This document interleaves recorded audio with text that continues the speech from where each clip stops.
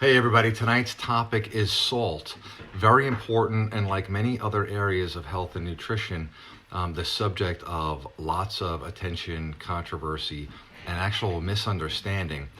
Like carbohydrates, where many people believe that all carbs are bad, we know that that's not the case. Not all carbs are alike. We can get our carbs from healthy fruits and vegetables, nuts and seeds, or we can get them from highly processed, toxic laden foods. All considered carbs, but dramatically different. One is incredibly healthy and one is incredibly unhealthy. Same thing with proteins. We can get our proteins from the saturated fat, cholesterol laden, hormone, pesticide residue laden meats, or we can get them directly from the plants, which is where the animals get them from, and have them more easily assimilated and whatnot. So I just point that out because it's more and more we are being trained to think about certain areas of health and just as absolute truths, milk for strong bones and whatnot. When it comes to salt, we're constantly reminded that we need to watch our salt intake, and we do. Tonight's brief discussion is going to be really on the difference between table salt and natural salts because they are so dramatically different. One is incredibly healthy and necessary, and one is incredibly toxic and really should be excluded to the greatest extent possible. So let me jump right in. We're going to start with table salt. Now, first of all, salt in general has been used as a currency in ancient times. The importance of salt, and for thousands of years used as a preservative. When we didn't have refrigerators, we used salt to preserve a lot of our food. Now, incredibly valuable, so much, again, like I pointed out, it was actually used as currency for thousands of years. Now, table salt is very different from the natural occurring sea salt, Himalayan pink salt, that were used way back then and were ingested by humans for most of our existence, only up until the last 100 years or so. Now, table salt is processed. It mimics the taste of real salt, or it takes actual real salt, sea salt, or mined salt, and heats it to about 1200 degrees. A lot of toxic materials added to it to bleach it white, to prevent clumping, to break it down into really, really small granules. Now, some table salt actually comes from the residual from crude oil drilling and the flakes from crude oil. So this isn't even salt at all. It merely, again, mimics the taste. Now, the problem with table salt is with the toxins in them, they are, and some of the other ingredients, again, that are added to them, even though they're in small amounts, are toxic. There's fluoride, there's anti-caking agents, there's toxic amounts of potassium iodine added, aluminum derivatives, these things that are not good for our body in any amount. Again, and they're bleached white. So just like a lot of our sugar is bleached, it's the same thing with salt. And this salt, like sugar, is found in so many products. We really, really need to watch out for the sodium content, because when we're looking at labels, unless it's specifically labeled pink salt or sea salt, we're talking about this processed or mimicking salt that is not good for the body. Now, we hear about high blood pressure all the time. Do you know that 29 million Americans are believed to be suffering from high blood pressure? That's an incredible amount. That's almost 30%. That's 75 million Americans suffering from high blood pressure. That's incredible when we think of the real true fact is that salt is necessary for every cell in our body. We need salt. We always have needed salt. We don't need a ton of it, but we need some amount of it. So it's not that we're getting too much salt, we're getting the wrong type of salt. We need it, we must have it. So it's a very important distinction. The reason why salt is causing high blood pressure, and again, it's the table salt, is because our heart is trying to pump the blood as fast as possible to get these toxins away from the heart. Now, that is why it results, we experience high blood pressure. And that is dramatically different from the impact from regular salt. Now, check this out. And if you don't believe me, I can send you all the backup on the truth to this, because when we think of high blood pressure, we think, I got to lower my salt. And yes, we do. And that's what your doctor will say. You got to get your salt down, lower your salt intake. Maybe he'll recommend some other positive nutritional substitutions in your diet and some exercise. But it's always the table salt that's at the root of it. Now, actual sea salt, Himalayan salt, conversely, is very, very little processing is involved. Most of it is just dehydrated by the sun. Nothing is added to it. It's just literally ground up and dehydrated. This kind of salt, natural occurring sea salt or pink salt, helps with the regulation of blood pressure. That's the exact opposite of what we've been led to believe about the damaging impact of salt. So yes, table salt is going to lead to high blood pressure. If you're eating lots of processed meats, they have tons and tons of sodium in them.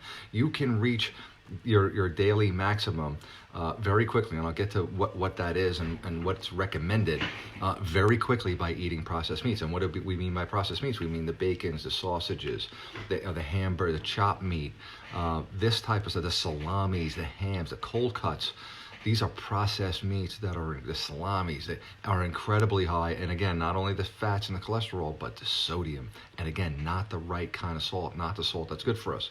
What kind of trace minerals are in sea salt and pink salt, naturally occurring salts? There's over 80 minerals, trace essential minerals that our body can use. And again, they're called trace because we don't need a ton of them, but they're included in salt of the earth, salt from the earth. Things like potassium, obviously sodium. We get zinc, copper, iron, and again, magnesium in small amounts, bromide, chloride, small amounts, but we need them and we get them from a salt. When they're processed and bleached and heated to 1200 degrees, those minerals are gone. They're gone, and like when we process sugar and take the water out of it, we are just left with liquid sugar that spikes our blood sugar levels. It's similar to the processing of salt. We take the nutritional value out of it, and then we just get this massive drain on our circulatory system, as well as other areas of the body. So merely switching from the table salt to sea salt or pink salt is incredibly beneficial. Some other benefits to just naturally occurring sea salt. Again, important, vital, we need it. Just need to get it from the right place. Increases hydration by regulating the water inside and outside of our cells. Helps our intestines with the uptake of nutrients. That's incredibly, incredibly important. A lot of time we think we're getting nutrients, but we're not absorbing them properly because our guts are damaged. Naturally occurring salts will help with that. It helps symptoms of asthma and allergies, increases digestive enzymes. It's tremendously beneficial. So we can't demonize salt like we demonize other things like carbohydrates, like we demonize the sun. You know, we're afraid of the sun. You know, without the sun, there's nothing no life can exist without the sun. Not life that we need to live. It's the same thing with salt. We need it, but what kind? We can't just blanketly, kind of shit all over salt. Now, how much salt? Now, the recommended amount is anywhere from, we'll see, is between 1,500 and 2,300 milligrams of sodium.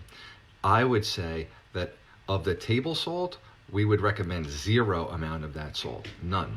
It's purely toxic to the body. Yes, it tastes good. It triggers salt cravings, just like people have sugar cravings. People have salt cravings. I have been afflicted with cravings to both sugar and salt, so I know it well. And again, it's this toxic salt, table salt, that is addictive in nature as well. So bottom line, 1,500 to 2,300 milligrams. Now, 2,300 milligrams equals 1 teaspoon of salt. So that's unlike sugar, where we get like tons of teaspoons. Salt, much different story. We need much, much less, and we shouldn't exceed that amount, especially if it's table salt. So for regular salt, 1,500 milligrams, using some good salt sprinkled on a salad or whatever is fine. You can actually get salts from lots of good vegetables too. So very critical if you can cut out the challenges, and I think it's incredibly simple because the sea salt and the Himalayan salts are becoming more and more popular, thankfully, and more people are switching, getting rid of the bleached table salt. Now let's talk about iodine quickly, because these salts are iodized. Again, why does iodine have to be added to it? Now we need iodine. Iodine is very important also. I'm going to give you some natural places to get your iodine. Why is the salt iodized? Because it's been removed along with every other nutrient because of the processing. Just like things from concentrate, where the nutrients and the water is taken out, and we're left with this pure sugar powder, which helps the shelf life, and the water's added back in, or we fortify milk with vitamin D. Why do we have to add all of these vitamins to whole foods that were made by nature over thousands of years to include them anyway? We take them out and then we put them back in. And what are we putting back in? These foods that are created for us, they're very intricately packaged. There's lots of symbiotic relations within these foods between enzymes and the vitamins and the minerals and how they're used and how they're delivered and how they're absorbed. Like, we can't just think that we can take them out and put them back in. It just doesn't work that way. So I would argue that a lot of the fortification and the things that are re-added aren't even giving us the max benefit or the benefit or even the partial benefit that we think we're getting from them. Especially if I am getting some needed iodine from the salt, like I know the salt is raising my blood pressure. Just recently, we had a client who had high blood pressure. He was in his 40s. He had high blood pressure for a while. He was concerned. All we suggested to this gentleman was to substitute out to change his breakfast for a couple weeks, to just bear with us, take out all of the because he ate a lot of like sausage, bacon, he had a lot of eggs and that stuff. And we said, look, just try this, because none of the meds are working and he's not feeling good about taking meds. He didn't want to take drugs. He wanted to kind of get this down naturally. We said, do this. Get rid of change your breakfast for a couple of weeks and have a nice big fat smoothie with some fresh fruit, all the fresh fruit you want in the morning. He didn't have any pre-diabetes or diabetes. He didn't have any blood sugar level issues. He did this, and in a week he said, my blood pressure is back down to normal. And but I think I don't know. I think there might be something wrong with my testing kit, so I'm going to give it a little more time. And consistently, the blood pressure was down to normal levels that quickly. Now, I'm not saying that that's going to happen for everyone, but these processed meats have such an incredible amount of salt. Once he cut those out and cut down his salt elsewhere, his blood pressure regulated. It was that quick. That's the beauty of the body, and it's getting out of the way. So getting rid of these salty foods. We know we've had meals where we're like dying of thirst and we're guzzling water because we're just so thirsty. We're like dehydrated from all the salt we've eaten. That is not healthy. A little bit of sea salt or pink salt, or buying products that include those kinds of salt, is a massive uptick in our dietary choices that can have incredible immediate benefits. And it's not that expensive. I mean, people have issues with the price of healthier foods and organic foods, and we get that, and we pray and hope that as more demand and for good quality food comes from individuals like us, we will invite more competition and bring prices down. And I think that is already happening. But anyway, I digress. So swapping out table salt for good salt. Oh, and back to the iodine. So we need natural iodine. If we don't get it, it can cause incredible problems for our thyroid, hyperthyroidism, hypothyroidism. Thyroid issues, especially in women, is off the charts. It is so common. It's too common. And this is one part of it. Again, the processed foods. See, it's never one thing. It's not just salt. It's not just the sugar from processed foods. It's just not just the cholesterol and fat in the animal foods. It's all of it. Our bodies are so strong and so resilient that it can handle all of these things at once, sometimes 3 times a day with shitty snacks and high sugary drinks and beverages, and still live to on average 72 years old. But a lot more of us are getting sick in our 40s and 50s and 60s because of the constant barrage of all of these things that we talk about here. So it's never one thing. So one by one, we want to address them, get some truthful information about them. And I love talking about salt because the challenge for us is kind of simple. Just don't buy the white bleached iodized stuff. Just get some good pink salt. It's better in color. Why is it even colorful? Because there's nutrients in it. Sea salt, coarse sea salt, or ground up sea salt. I mean, it's just even if you love your chips, get it with better oils and sea salt instead. It's something that we can start to do right away, and increase our health. Oh, healthy food sources for iodine, very important. Sea vegetables are at the top of the list. So nori, kelp, kombu, wakame, navy beans, good for iodine. Dried prunes, bananas, strawberries, cranberries, green beans, pineapple. They have iodine in them. So again, if we're including these foods with our other, like, tasty whole foods, we're going to get iodine. And we can test it and whatnot, but again, I believe, and this is my opinion, and I've experimented on myself for years, is a rich, diverse, widely enjoyed menu and diet of fresh fruits, vegetables, seeds, nuts, sprouts, whole grains, good rices, good pastas, mushrooms. It's going to give us all the nutrients we need, and we're gonna enjoy it, and we're gonna enjoy how we feel and how we think.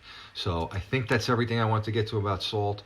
So again, yeah, the challenge is read labels, look for that sodium content. Now again, sodium, it's really more, we're thinking more about what limit we don't want to exceed than really what we need. And what we do need and what we do want from our salt, let's get it from the healthier sources.